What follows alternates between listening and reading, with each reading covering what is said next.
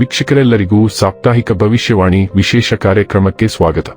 ಸ್ನೇಹಿತರೆ, ಜೂನ್ ತಿಂಗಳ 2ನೇ ವಾರದ ಆರಂಭದಲ್ಲಿ ಗಜಲಕ್ಷ್ಮಿ ಯೋಗದ ನಿರ್ಮಾಣವಾಗಲಿದೆ. ಈ ವಾರದ ಆರಂಭದಲ್ಲಿ ಶುಕ್ರ ಮತ್ತು ಗುರು ಗ್ರಹಗಳ ಸಂಯೋಗವು ಕಟಕ ರಾಶಿಯಲ್ಲಿ ನಿರ್ಮಾಣಗೊಳ್ಳುವುದು. ಜೊತೆಗೆ ಈ ವಾರದ ಮಧ್ಯದಲ್ಲಿ ಧನ ಯೋಗದ ನಿರ್ಮಾಣವೂ ಕೂಡ ಆಗಲಿದೆ. ಜ್ಯೋತಿಷ್ಯ ಶಾಸ್ತ್ರದ ಪ್ರಕಾರ ಚಂದ್ರ ಮತ್ತು ಮಂಗಳನ ಸಂಯೋಗವು ಮೇಷರಾಶಿಯಲ್ಲಿ ಸಂಭವಿಸುವುದರಿಂದ ಧನಯೋಗದ ಸೃಷ್ಟಿಯಾಗುವುದು. ವಾರದ ಕೊನೆಯಲ್ಲಿ ವೃಷಭ ರಾಶಿಯಲ್ಲಿ ಚಂದ್ರ ತನ್ನ ಸಂಚಾರವನ್ನು ಮಾಡುವ ಮೂಲಕ ಗೌರಿ ಯೋಗದ ಸೃಷ್ಟಿಯಾಗುವುದು. ಜೂನ್ 8 ರಿಂದ ಜೂನ್ 14 ರವರೆಗಿನ ಸಿಂಹ ರಾಶಿಯವರ ಭವಿಷ್ಯವನ್ನು ತಿಳಿದುಕೊಳ್ಳೋಣ. ಈ ವಾರ ಸಿಂಹ ರಾಶಿಯವರ ಫಲಾಫಲಗಳೇನು, ಗ್ರಹಗತಿಗಳು ಹೇಗಿರಲಿವೆ, ಕೌಟುಂಬಿಕ ಸಾಮಾಜಿಕ ಜೀವನ ಹಾಗೂ ವ್ಯಾಪಾರ ವಹಿವಾಟು ಹೇಗೆ ನಡೆಯಲಿದೆ, ಅಲ್ಲದೆ ಯಾವೆಲ್ಲ ಸಮಸ್ಯೆಗಳು ನಿಮ್ಮನ್ನು ಈ ಸಾಪ್ತಾಹಿಕದಲ್ಲಿ ಕಾಡಲಿವೆ, ಅವುಗಳಿಗೆ ಪರಿಹಾರಗಳೇನು ಎಂಬುದನ್ನು ತಿಳಿಯಲು ಈ ವಿಡಿಯೋವನ್ನು ಸಂಪೂರ್ಣವಾಗಿ ವೀಕ್ಷಿಸಿ. ನೀವಿನ್ನೂ ನಮ್ಮ ಚಾನೆಲ್ ಸಬ್ಸ್ಕ್ರೈಬ್ ಮಾಡದೇ ಇದ್ದರೆ ಕೂಡಲೇ ನಮ್ಮ ಚಾನೆಲ್ ಸಬ್ಸ್ಕ್ರೈಬ್ ಮಾಡಿ. ಹೆಚ್ಚಿನ ವಿಡಿಯೋ ಅಪ್ಡೇಟ್ಗಾಗಿ ಪಕ್ಕದ ಬೆಲ್ ಐಕಾನ್ ಬಟನ್ ಕ್ಲಿಕ್ ಮಾಡಿ. ವಂಶ ಪಾರಂಪರ್ಯ ಜ್ಯೋತಿಷ್ಯರು ನಂಬರ್ 1 ವಶೀಕರಣ ಸ್ಪೆಷಲಿಸ್ಟ್. ವೃತ್ತಿ, ಉದ್ಯೋಗ, ಮದುವೆ, ಹಣಕಾಸಿನ ಸಮಸ್ಯೆ, ವ್ಯಾಪಾರ, ಆರೋಗ್ಯ ಸಮಸ್ಯೆಗಳಿಗೆ ಫೋನಿನ ಮೂಲಕ ಪರಿಹಾರ. ಇಂದೇ ಕರೆ ಮಾಡಿ. ಸ್ನೇಹಿತರೆ, ಸಿಂಹ ರಾಶಿಗೆ ಸೇರಿದ ಜನರಿಗೆ ಜೂನ್ ತಿಂಗಳ 2ನೇ ವಾರವು ಆರ್ಥಿಕ ವಿಚಾರಗಳಿಗೆ ಸಂಬಂಧಿಸಿದಂತೆ ಬಹಳಷ್ಟು ಅನುಕೂಲಕರವಾಗಿರುವುದು. ಜೊತೆಗೆ ನಿಮಗೆ ಧನ ಲಾಭವನ್ನು ಹೊಂದುವ ಶುಭ ಸಂಯೋಗ ಕೂಡ ನಿರ್ಮಾಣಗೊಳ್ಳುವುದು. ಈ ವಾರ ನಿಮ್ಮ ಆರೋಗ್ಯದಲ್ಲಿ ಸುಧಾರಣೆಯನ್ನು ಹೊಂದುವಿರಿ.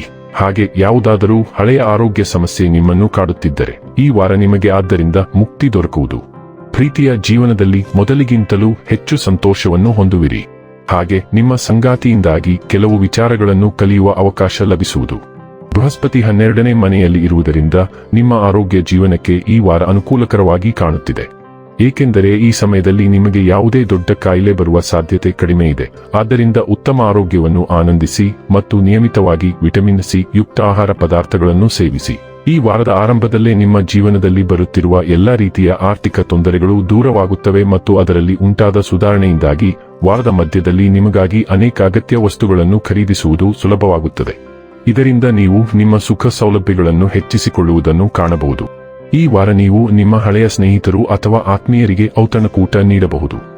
ಏಕೆಂದರೆ ನಿಮ್ಮ ಬಳಿ ಈ ಅವಧಿಯಲ್ಲಿ ಹೆಚ್ಚಿನ ಶಕ್ತಿ ಇರುತ್ತದೆ. ಇದು ನಿಮಗೆ ಪಾರ್ಟಿ ಅಥವಾ ಕಾರ್ಯಕ್ರಮವನ್ನು ಆಯೋಜಿಸಲು ಪ್ರೇರೇಪಿಸುತ್ತದೆ. ಆದಾಗ್ಯೂ ಅಂತಹ ಯಾವುದನ್ನಾದರೂ ಮಾಡುವ ಮೊದಲು ನಿಮ್ಮ ಮನೆಯವರೊಂದಿಗೆ ಸಮಾಲೋಚನೆ ನಡೆಸಿ. ಈ ವಾರ ನಿಮ್ಮ ಶತ್ರುಗಳು ಮತ್ತು ವಿರೋಧಿಗಳು ಲಕ್ಷ ಪ್ರಯತ್ನಗಳ ನಂತರವೂ ನಿಮಗೆ ಹಾನಿ ಮಾಡಲು ಸಾಧ್ಯವಾಗುವುದಿಲ್ಲ. ಇದರಿಂದ ಕೆಲಸದ ಸ್ಥಳದಲ್ಲಿ ನಿಮ್ಮ ಗೌರವ ಹೆಚ್ಚಾಗುತ್ತದೆ ಮತ್ತು ನೀವು ನಿಮ್ಮ ಕಠಿಣ ಶ್ರಮ ಮತ್ತು ಕೆಲಸದ ಸಾಮರ್ಥ್ಯದ ಬಲದಿಂದ ಪ್ರತಿಯೊಂದು ಪ್ರತಿಕೂಲ ಪರಿಸ್ಥಿತಿಯನ್ನು ನಿಮ್ಮ ಪರವಾಗಿ ಮಾಡಿಕೊಳ್ಳುವಲ್ಲಿ ಯಶಸ್ವಿಯಾಗುತ್ತಾ ಸತತವಾಗಿ ಯಶಸ್ಸಿನ ವೇಗವನ್ನು ಪಡೆದುಕೊಳ್ಳುವುದನ್ನು ಕಾಣಬಹುದು. ವಿದ್ಯಾರ್ಥಿಗಳು ಈ ವಾರ ಅಂತಹ ಪ್ರತಿಯೊಂದು ಚಟುವಟಿಕೆಗಳಲ್ಲಿ ತೊಡಗಿಸಿಕೊಳ್ಳುವುದನ್ನು ತಪ್ಪಿಸಬೇಕು. ಇದು ಅವರ ವರ್ಚಸ್ಸಿನ ಜೊತೆಗೆ ಅವರ ಶೈಕ್ಷಣಿಕ ಜೀವನದ ಮೇಲೂ ನಕಾರಾತ್ಮಕ ಪ್ರಭಾವ ಬೀರಬಹುದು. ಏಕೆಂದರೆ ಈ ಚಟುವಟಿಕೆಗಳು ನಿಮ್ಮನ್ನು ಗುರಿಯಿಂದ ವಿಮುಖಗೊಳಿಸಬಹುದು. ನಿಮ್ಮ ವೃತ್ತಿ ಕ್ಷೇತ್ರವು ಮಂಗಳನಿಂದ ಹೆಚ್ಚು ಸಕ್ರಿಯವಾಗಿದೆ, ಏಕೆಂದರೆ ಅದು 10ನೇ ಮನೆಯ ಮೂಲಕ ಚಲಿಸುತ್ತಿದೆ. ಆದ್ದರಿಂದ ನೀವು ವೃತ್ತಿ ಜೀವನವನ್ನು ಪುನರುಜ್ಜೀವನಗೊಳಿಸಲು ಹೆಚ್ಚಿನ ಶಕ್ತಿಯನ್ನು ವ್ಯಯಿಸುತ್ತೀರಿ. 10ನೇ ಮನೆಯಲ್ಲಿ ಮಂಗಳವು ಕ್ರೀಡೆ, ಆಡಳಿತ ಮತ್ತು ಸಶಸ್ತ್ರ ಪಡೆಗಳಿಗೆ ಸಂಬಂಧಿಸಿದ ಕ್ಷೇತ್ರದಲ್ಲಿ ಕೆಲಸ ಮಾಡುವವರಿಗೆ ಹೆಚ್ಚಿನ ಅವಕಾಶವನ್ನು ತರುತ್ತದೆ. ಆದಾಗ್ಯೂ ಮಂಗಳವು ಪ್ರತ್ಯೇಕ ಗ್ರಹವಾಗಿದೆ.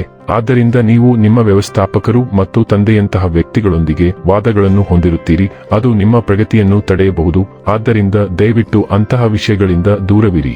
ನಿಮಗೆ ಈಗಾಗಲೇ ಮೊಣಕಾಲು ಸಂಬಂಧಿತ ಸಮಸ್ಯೆಗಳಿದ್ದರೆ ಅದು ಉಲ್ಬಣಗೊಳ್ಳಬಹುದು. ಆದ್ದರಿಂದ ಅದರ ಬಗ್ಗೆ ಕಾಳಜಿ ವಹಿಸಿ.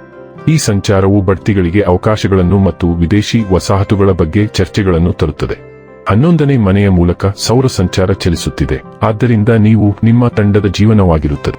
ತಂಡಗಳೊಂದಿಗೆ ನೀವು ಸಾಕಷ್ಟು ಸಂವಹನ, ಬುದ್ಧಿಮತ್ತೆ ಮತ್ತು ಜ್ಞಾನ ವರ್ಗಾವಣೆಯನ್ನು ಸಹ ನಿರೀಕ್ಷಿಸಬಹುದು.